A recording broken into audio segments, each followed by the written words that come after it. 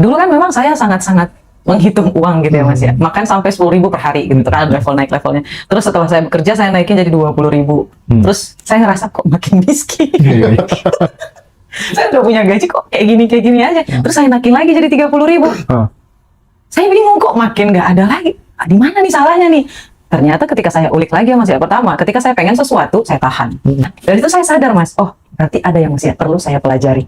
Nah saya mulai nih Mas, benar kata Mas ya, ketika kita ingin melangkah ke kemakmuran kayak gitu, kita harus mulai mengambil langkah-langkah yang sedikit ekstrim.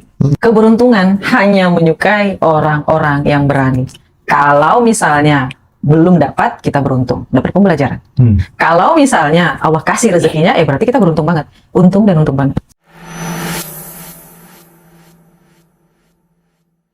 Ya, teman-teman, hari ini merasa beruntung sekali. Masya Allah. Kita bisa kedatangan Kak Roma lagi di Ngadiroso. Subhanallah. Tentu kita akan banyak berdiskusi, berdialog gitu barangkali ya, terkait dengan banyak hal ya, seputar manifestasi, seputar loa, dan lain sebagainya, dan seterusnya gitu. Tapi aku ingin memulainya dari sini, Kak Roma. By the way, terima kasih ya Kak Roma ya, udah berkenan hadir lagi ya. Masya Allah, saya mengucapkan terima kasih juga Mas Hendra. Ya, jadi aku tuh dari dulu penasaran ya, karena ketika kemudian kita itu menginginkan hidup yang lebih baik, jalan hidup yang lebih baik, artinya secara finansial, secara spiritual, itu tuh terkadang susah dicapai ketika kemudian kita itu masih ada perasaan-perasaan yang benci lah sama tetangga, sama orang lain lah, iri hati dan seterusnya gitu. Itu tuh menurutku secara pribadi itu sangat mengganggu.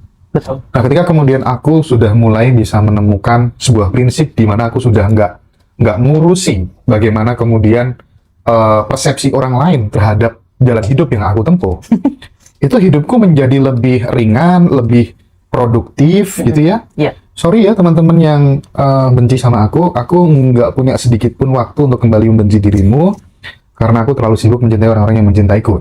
Kalimat itu pas banget gitu dengan apa yang aku alami gitu. Nah, aku ingin tahu bagaimana kemudian pandangan Kak Roma bahwa apakah kemudian kebencian-kebencian itu cukup memberikan implikasi yang negatif terhadap stagnasi kehidupan yang lebih baik dalam diri kita. Gimana itu Kak Roma? Saya sangat-sangat setuju dengan perkataan Mas Hendra. Dulu, ketika saya benar-benar fokus pada orang-orang yang membenci saya, hidup saya stuck di situ aja. Kita nggak bisa jadi raja di hidup orang lain. Kita hanya bisa jadi raja di dalam hidup kita. Tidak masalah kita jadi dayang-dayang di hidup orang lain. Tapi kita harus jadi raja di hidup kita sendiri. Menjadi raja itu tidak mudah. Langkahnya banyak. Jadi kebayang nggak sih Mas, ketika kita ingin menjadi raja di dalam hidup kita, terus kita juga ingin jadi raja di hidup orang lain, kan kayak gitu nggak bisa. Pilih mana? Kamu mau jadi dayang-dayang di dalam hidup kamu, atau kamu ingin jadi raja di hidup kamu. Ketika menjadi seorang raja, kamu sudah harus tahu anggapan orang lain bagaimana omongan orang lain, bagaimana permasalahan bisa datang, A, B, sampai Z. Sebagai seorang raja, layaknya kita harus duduk tegap, kepala diangkat, tarik nafas, lepaskan, tersenyum, udah gitu. Kau saya, ya Mas Hendra ya. Dan saran saya sih buat teman-teman yang masih peduli dengan rasa dendam kepada orang tua, rasa marah kepada permasalahan di masa lalu, tetangga yang suka iri, bla bla bla, lupakan, biarkan. Seperti kata Mas Hendra tadi, nggak ada waktu. Nggak ada waktu, Mas. Kita cuma punya waktu 24 jam. Untuk, mohon maaf, buang hajat berapa? Kalau digabung seharian. Ya. Terus untuk tidur udah 8 jam sendiri. Belum untuk makan. Kebayang nggak sih, Mas? Itu belum untuk kerja lagi. Untuk bisnis lagi. Terus habis lagi untuk yang lain. Sedangkan kita harus punya waktu sunyi, bukan? Ah, gimana tuh? Kebuang sia-sia waktunya. Apalagi kalau ada sampai yang head comment, Allah bacot. Iya juga ya. Dalam satu akun, dia satu akun nih, terus dia komen sampai 100 akun berapa kali tuh? Aja. Dikali sampai berapa detik? 100 akun, sekian detik, dikali, udah berapa habis waktunya tuh? Iya. Sayang banget kalau. Iya, tapi menarik ya, soal haters itu menarik banget sih. Artinya, kalau aku ya, di titik ini tuh, nggak pernah naruh itu di pikiranku sih. Mungkin karena saya awal, Mas. Apalagi di hati ya. Iya. Yang ada tuh di bawah telapak kaki gitu. Tetapi aku ingin mengirimkan pesan khususnya buat teman-teman yang masih muda-muda, Kak Roma. Iya. Jejak-jejak digital, komen-komen yang negatif itu menurutku adalah bagian dari etikabilitas yang itu juga akan mempengaruhi jalan hidupmu loh. Betul. Jadi kalau itu kamu terus-teruskan, ya, yang rugi bukan Iya, orang bukan lain, tapi dirimu sendiri, ya nggak sih? Iya betul mas, saya malah untung. Ah. Karena saya ngerasa 2 hari kemarin saya sempat mikir gitu ya mas ya, ini bener nggak sih jalannya sampai dihujat kayak gini, ini bener nggak sih ilmunya gitu ya mas ya. Terus sahabat saya bilang, lah apa hubungannya pikiran mereka dengan apa yang pengen kamu lakukan? Kalau misalnya kamu belum sanggup, ya wajar, kamu masih muda, kayak gitu ya mas ya. Wajar, kamu belum sedewasa itu untuk dewasa. Kamu tuh cuman wanita yang masih muda, terus dipaksa untuk dewasa, gitu ya. Terus, bener juga, udahlah. Jalan satu-satunya mungkin kalau kamu belum bisa, misalnya kayak tadi Mas Hendra ya, ada di telapak kaki gitu. Iya. Mungkin saya masih di sini terus malah ke bawah, tinggal injek. Tinggal nunggu waktu aja. Iya, kayak gitu. Mungkin namanya masih belajar ya mas. Iya. Oke. Nah, mungkin ini ya, Mas Rozi ya. Ya. Mungkin kita mulai lebih meningkatkan obrolannya dari sini. Kadang Mas Rozi, kalau kita mau butuh naik level gitu, Iya, benar. ya, menaikkan level kemakmuran, misalnya kayak tadinya dulu misalnya pesan kamar tuh rate-nya ya 700.000, 800.000, 1 juta gitu udah mahal banget gitu ya. Nah, kayak gitu, Kak Roma, itu kan butuh yang namanya nyali ya kalau misalnya kita mau naik level gitu. Tidak hanya soal kamar hotel, apapun itu gitu. Sarannya Kak Roma gimana sih supaya kemudian kita itu nggak stagnan gitu dalam proses pencapaian kemakmuran tuh nggak stagnan gitu. Oh, I see. Iya. Ini Ya. penting banget dan ini aplikatif sih sebenarnya. Gimana tuh Kak Roma? Saya setuju sih mas. Jadi dulu kan memang saya sangat-sangat menghitung uang gitu ya mas ya. Makan sampai 10.000 per hari gitu kan naik levelnya. Terus setelah saya bekerja saya naikin jadi 20.000. Terus saya ngerasa kok makin miskin. Iya. Saya udah punya gaji kok kayak gini aja. Terus saya naikin lagi jadi 30.000. Ah. Saya bingung kok makin nggak ada lagi. Di mana nih salahnya nih? Ternyata ketika saya ulik lagi ya mas ya. Pertama, ketika saya pengen sesuatu, saya tahan. Nah, orang-orang tuh pada komen, Kak Roma kok sekarang udah ganti kacamata. Nah, kemarin ini saya dapat inspirasi mas. Terus sahabat saya bilang, Roma, mohon maaf, itu kacamata udah rusak. Kan dari depan nggak rusak ya mas ya. Tapi dari belakang itu sebenarnya udah sedikit rusak gitu ya mas ya. Terus sahabat saya bilang, kamu ngajarin keberlimpahan tapi kok pelit banget. Terus saya mikir lagi mas ya, makanya teman-teman semuanya kita tuh butuh belajar. Siapapun itu, bahkan ketika kita sudah naik ke atas, kita juga masih tetap bisa belajar. Nah, dari itu saya sadar mas, berarti ada yang masih perlu saya pelajari. Nah, saya mulai nih mas, benar kata mas ya, ketika kita ingin melangkah ke kemakmuran, kayak gitu, kita harus mulai mengambil langkah-langkah yang sedikit ekstrim. Langkah pertama ekstrim yang saya ambil adalah makan di restoran mewah. Yang mungkin bagi teman-teman di sana, di luar sana itu murah, tapi bagi saya itu lumayan mahal. Dari yang harga 30.000 makan, saya sama sahabat saya itu spending hampir 2 juta, bukan hampir, memang 2 juta. Hanya untuk makan berdua aja.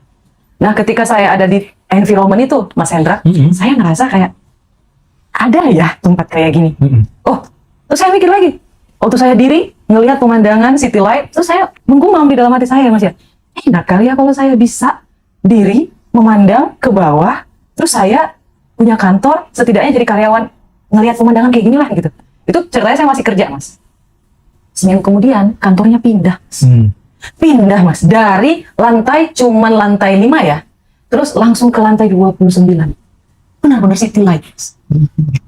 Itu yang pertama. Terus waktu saya makan, saya lihat ada menu yang luar biasa gitu. Dalam hati mikir ya mas ya. Selama ini aku kemana aja? Kok ada makanan seenak ini dan aku baru bisa ngerasain di saat ini. Apa yang orang lain lakukan sampai bisa mereka makan ini? Hampir 1 bulan sekali. Dalam pikiran saya kayak gitu ya mas ya. Enak kali ya, aku ucap lagi nih mas afirmasinya. Enak kali ya kalau bisa makan mewah. Sebulan sekali deh, kayak gitu. Masya Allah, sebulan kemudian mas, pergi lagi. Oke. Jadi makanya kalau kita tuh, bukan saya nyuruh teman-teman untuk bermewah-mewah ya, enggak. Tapi kita masuk dulu ke environment-nya, kita kenal, kita tahu. Kalau kita nggak kenal, kita nggak akan tahu. Tapi orang-orang tuh banyak mengira kalau kita bermewah-mewah tuh boros mas. Iya. Nah ini mental miskinnya kena nih mas. Mental miskinnya kena. Jadi kayak kan sayang kak digunain duit segitu hanya untuk makan-makan. Kan lumayan bisa ditabung. Terus kalau ditabung apa yang kamu dapat? Pikirannya masih di situ-situ aja. Terus dia nabung.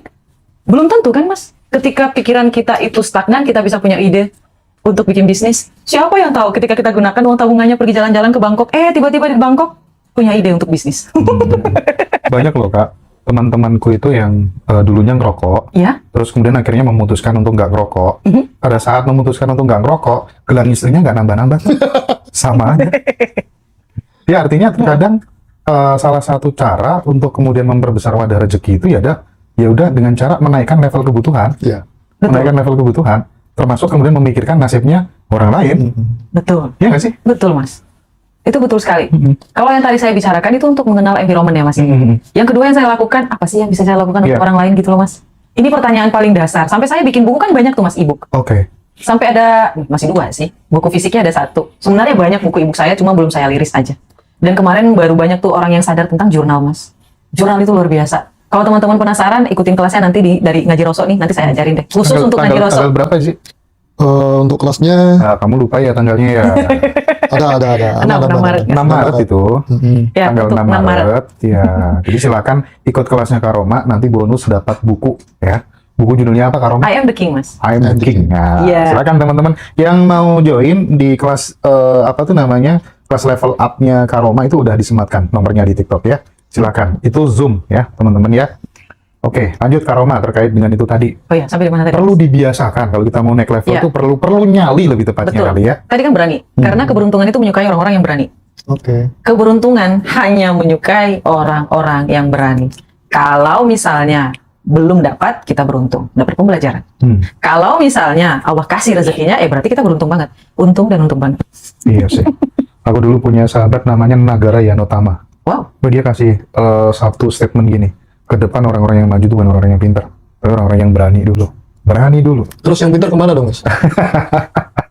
Percuma, Mas. Parkir dulu atau apa? Ya, terlalu banyak pertimbangan. Justru ya, Oh, Mas iya, ya. iya, Betul. benar. Kalau dia pintar, tapi dia tidak pemberani. Aduh, Mental ya. Balik ke mental berarti. Ya? betul. Itu sayang banget sih, Mas, kalau menurut aku. Orang yang paling merugi adalah orang yang pintar, tapi tidak mau bertindak dan tidak berani untuk memulai. Itu sayang banget kalau menurut aku. Kalau dia, makanya Mas ya, yang sukses, yang hebat di luar sana adalah orang yang pandai eksekusi. Ilmu yang bagus ada ilmu yang dipraktikkan dan berani. Kemarin tuh ada orang yang daftar di kelasnya Mas ya, untuk di kelas kemarin yang udah lewat kayak gitu. Terus ngomongnya kayak gini, Mas, kok ini kelasnya mahal ya?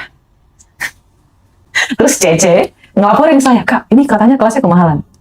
Bagi dia kemahalan karena dia merasa tidak akan mendapat apapun dari yang saya ajarkan. Dia tidak berani kehilangan untuk mendapatkan melebihi dari apa yang sudah dia genggam. Gitu loh, Mas. Jadi kalau teman-teman ngerasa kelas ini masih mahal, tolong mundur. Kenapa saya bilang mundur? Karena sedari awal sudah menghitung. Dan LOE-nya tidak akan berhasil kalau sudah memulai hitung dari awal. Wah, ini segini nih, nanti dapatnya apa nih? Ini segini nih, dapatnya apa nih? Nggak bisa. Nonton ini aja, nonton di IG sama YouTube aja gratis kan. Iya karena menurutku memang orang tuh bertumbuh sesuai dengan tingkat kenyamanannya masing-masing Yes. gitu. Ada yang lewat kelas dia cepat, ada yang lewat kelas justru perhitungan aduh uangku habis dan lain sebagainya gitu. Bayangin kayak temenku itu yang di Magetan tuh, ya ikut kelas, bayarnya Mas Antam Sertie 1 kilogram. Ah, saya iri, Mas. 3 miliar lebih. Demi Allah, nggak bohong saya. Serius. Dan tahu nggak? Iya. Karena dia itu triliuner kan, bukan miliarder lagi. Apartemennya di Mekah, di Dubai banyak sekali. Karena aku juga join perusahaannya dia. Dia kasih rumus gitu. Sepanjang orang tuh masih perhitungan sama uang, nggak bakal bisa maju. Udah lah, percaya Betul. sama saya gitu. Betul, Mas. Betul sekali. Dan bahkan kemarin tuh ada, Cece juga ngelaporin tuh, Mas. Kakak kok harganya selalu naik ya? Itu syarat. Syarat.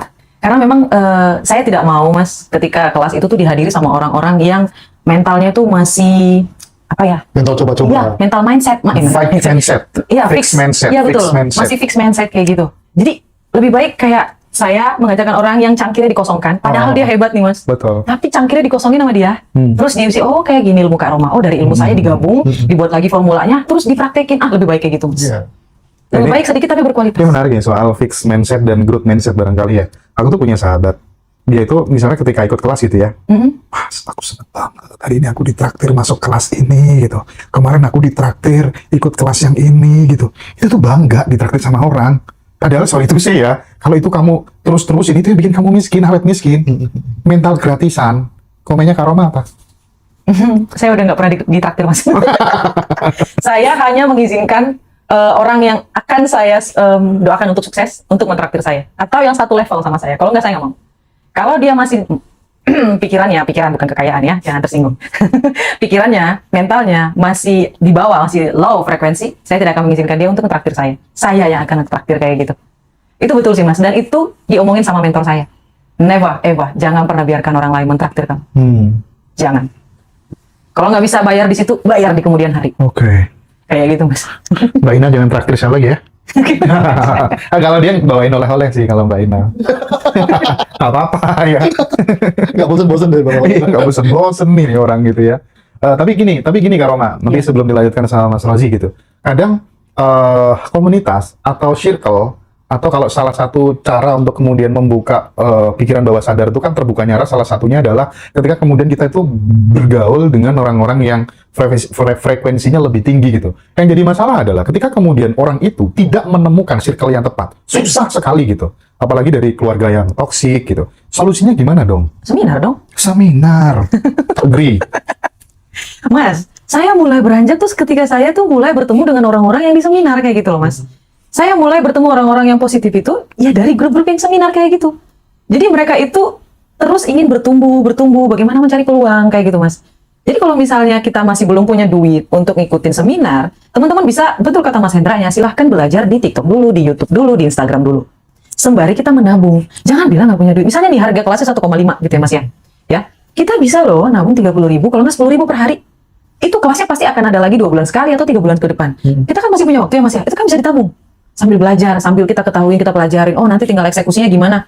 Karena akan beda pembelajaran yang ada di kelas, dan ada di IG, di TikTok, di YouTube, itu berbeda, jauh. Kayak gitu loh mas. Kalau saya pribadi ya mas ya. Terus yang kedua, baca buku. Jangan malas baca buku, please. Jangan malas baca buku. Baca, Iqra. Kan dia. Dalam agama kita juga disuruh untuk baca. Baca. Meskipun cuman 1 halaman per hari. Ya, 1 halaman per hari nggak masalah. Buat yang muda-muda, tolong Gen Z, sama Gen Z kita harus baca buku lebih rajin. Ini konten ditujukan buat Gen Z ya? Oh bukan, ini Bukan. Iya, Mas. Maksudnya baca bukunya. Iya. Tapi aku pengen teman-teman yang Gen Z khususnya nonton sih obrolanku dengan Kak Roma ini supaya kemudian gimana sih cara memulainya dari nol, karena Kak Roma udah ngasih contoh kan. Iya mas. Bagaimana penderitaan hidupnya dan lain sebagainya gitu kan. Tapi ngomong-ngomong soal Iqra tadi ya, kalau Mas Rozi itu Yasin nih. Yasinnya orang Madura gimana Mas Rozi? Al-Quranil Hakim. Ya Allah. Yasin gitu.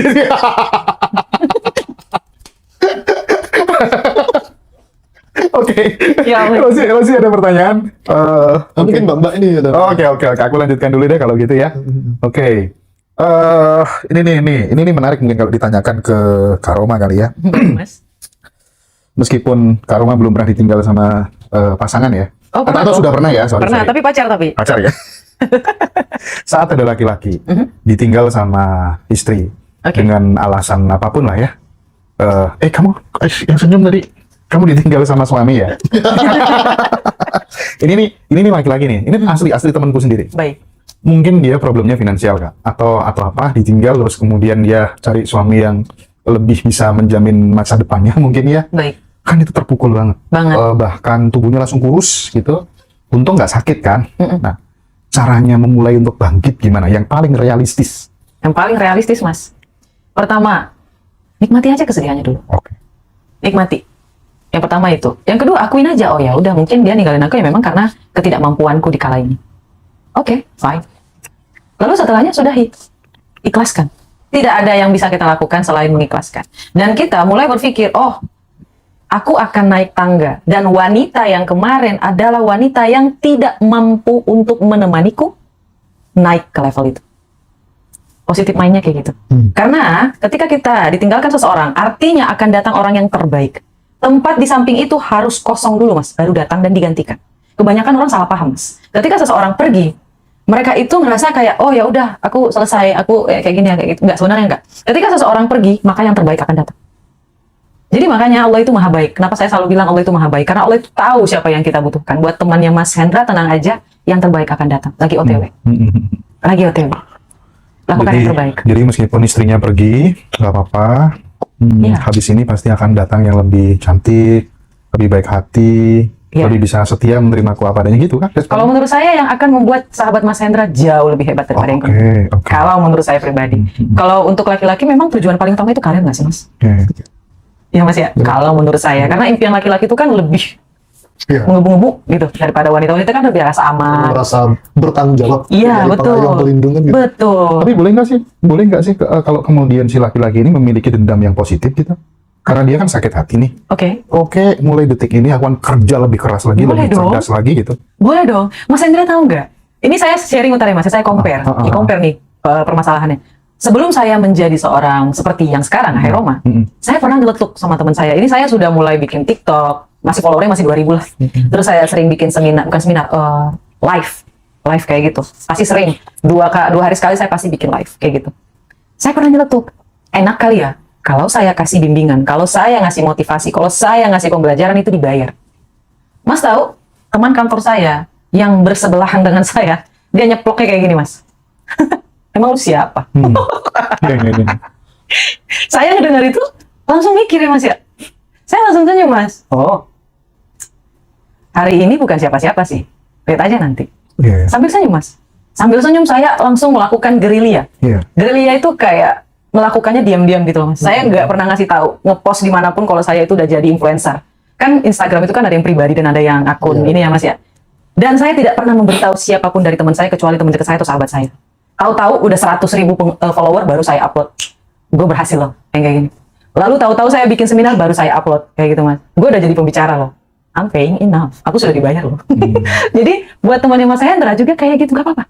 Tapi buktiin, tapi sambil senyum, sambil bahagia, sambil ikhlas. Gimana sih? Masuk. Oh, masuk. Masuk banget. Bukan Mas Oji kan ya? Bukan. Bukan. Nomi. Oh no, not you, okay. Someone people. Oh, some people Yeah. there. Okay.